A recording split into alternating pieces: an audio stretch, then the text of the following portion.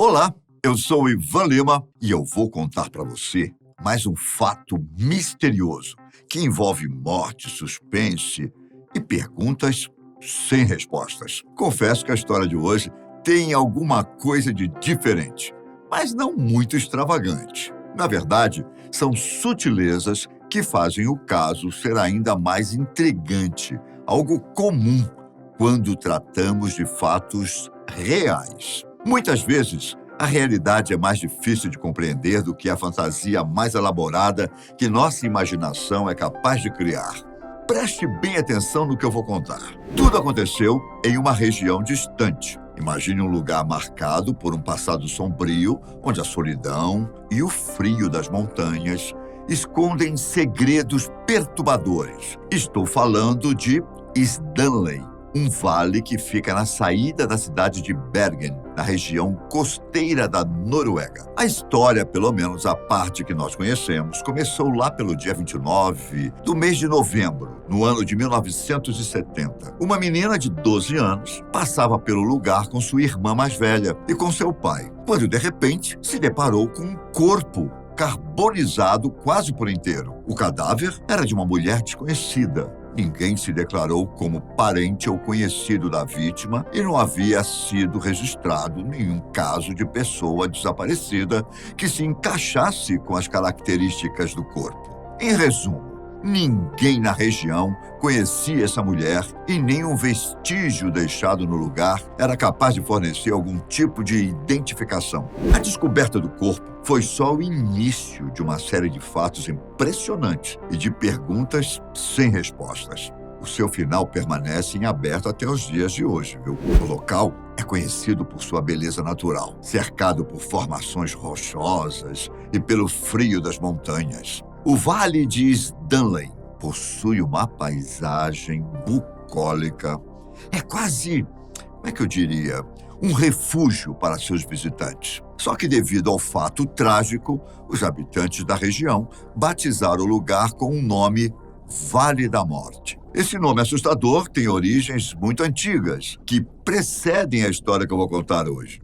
Na década de 1960, muitos alpinistas morreram ao caírem no local e caminharem em direção ao nevoeiro. Muito antes desse fato, a região já tinha sido palco de histórias mórbidas. Durante o período medieval, era comum que pessoas fossem até o lugar para cometer suicídio. Mas nada disso se compara com o caso da mulher mais misteriosa de toda a história da humanidade. Trata-se de um mistério que perseguiu a polícia norueguesa por décadas. Para começar, a parte da frente do corpo estava completamente queimada. Todo o seu rosto e boa parte do cabelo tinham sido consumidos pelo fogo. No entanto, a parte de trás do corpo estava intocável.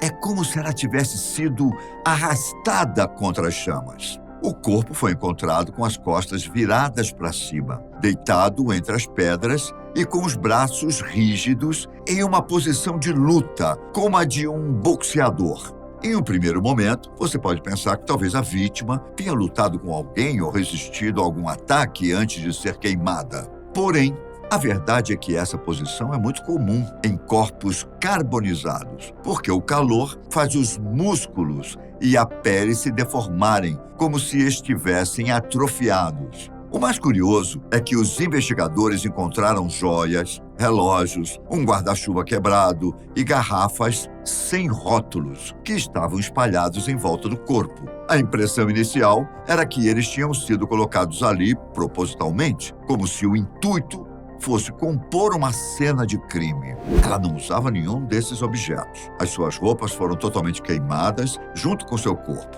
Muitas eram de tecido sintético e estavam sem etiquetas. Os investigadores também encontraram vestígios de botas de borracha e meias de nylon. A polícia até conseguiu fazer um retrato falado da mulher.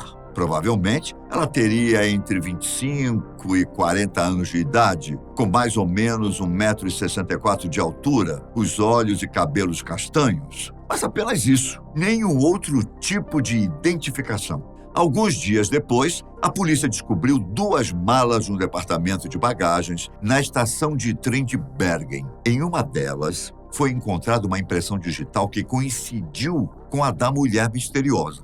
As bagagens guardavam muitos pertences. Apesar disso, não traziam informações significativas. Por exemplo, havia roupas, várias perucas, cosméticos, um creme para inflamação na pele e muito dinheiro com moedas de diferentes países como Bélgica, Suíça, Noruega e Inglaterra. Só que a mulher teve o cuidado de não deixar etiquetas e rótulos nos produtos, principalmente em seu remédio para a pele. O cuidado em esconder qualquer tipo de possível identificação, assim como a presença de um bilhete com informações codificadas, deixaram o caso ainda mais suspeito. A polícia chegou a procurar em diferentes lojas de roupas, de maquiagem e de cosméticos, na esperança de encontrar informações da compra dos produtos, mas todos os esforços se mostraram um tiro no escuro. Apenas uma pista foi relevante para a investigação.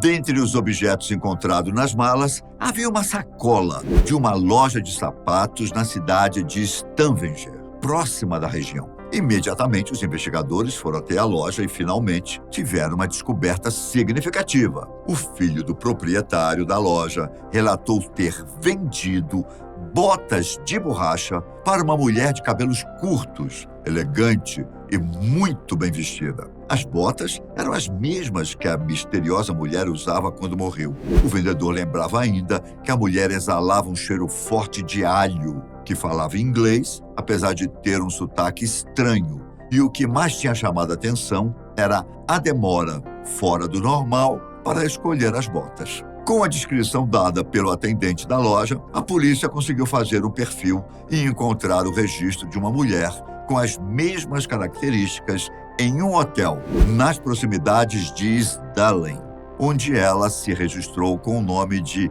Fenella Lott e com nacionalidade belga. Entretanto, não havia na Bélgica nenhum registro com esse nome.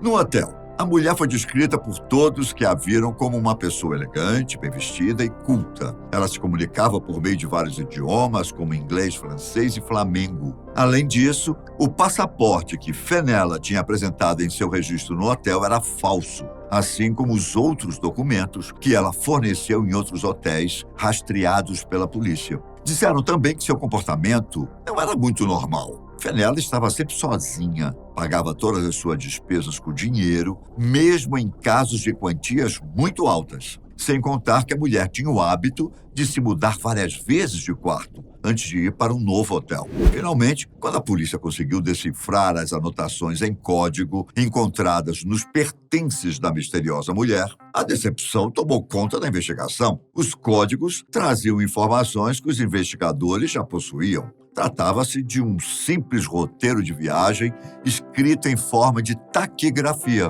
O código era composto por números que representavam datas e letras que significavam cidades e meses. Essa codificação tão simples não indicava ser um trabalho digno de um grande esquema de espionagem. Em dezembro de 1970, os resultados da autópsia deixaram o caso mais complicado. A fuligem encontrada nos pulmões da mulher indicava que ela foi queimada ainda viva. A causa da morte, entretanto, não foi apenas o envenenamento por monóxido de carbono. Além da inalação da fumaça, a morte foi provocada também por uma overdose. Em seu estômago foram encontradas 50 pílulas para dormir que estavam parcialmente digeridas. Por causa da ingestão dessa grande quantidade de remédio, a morte da mulher misteriosa foi dada como suicídio. Logo, a investigação foi encerrada pela polícia no início do ano de 1971, apenas alguns meses depois da descoberta do corpo. Contudo, essa conclusão deixou muitas pontas soltas. Por exemplo, a autoimolação não é uma forma de suicídio muito comum e, quando acontece, geralmente faz parte de algum protesto público. No entanto, a situação era bem diferente. A mulher foi queimada em um lugar isolado, sem testemunhas e, aparentemente, sem relação com algum grupo político ou com alguma ação terrorista. Por outro lado, a hipótese de assassinato também não era muito convincente. Se o assassino escolheu atear fogo em sua vítima, por que ele teria se dado ao trabalho de forçá-la a ingerir 50 comprimidos? O fato é que, desde que o caso ficou conhecido pela grande mídia, várias teorias foram criadas por jornalistas, escritores e curiosos. Enfim, pessoas que não se contentavam com o final exposto pela polícia. De todas as histórias e especulações em torno da mulher misteriosa, a mais popular é a suspeita de espionagem.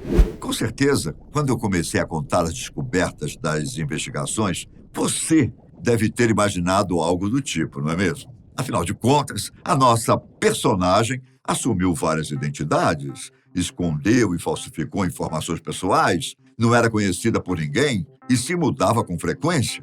Fato é que a história aconteceu na década de 1970, o período da Guerra Fria, quando os Estados Unidos da América e a União Soviética investiram em esquemas de espionagem política. Como a Noruega faz fronteira com a Rússia, as ações soviéticas no país eram intensas. Porém, o que chamava mais atenção na região era a realização de testes com um míssil antinavio chamado Pinguim, e vários países tinham interesse na tecnologia de desenvolvimento desse armamento. O mais intrigante é que o roteiro de viagem da mulher misteriosa passava pelos mesmos lugares onde foram realizados testes com a nova arma. Apesar dessa hipótese de espionagem ser muito atraente, ainda assim não é suficiente para explicar a história. Muitos investigadores e especialistas em espionagem entenderam que as ações dessa mulher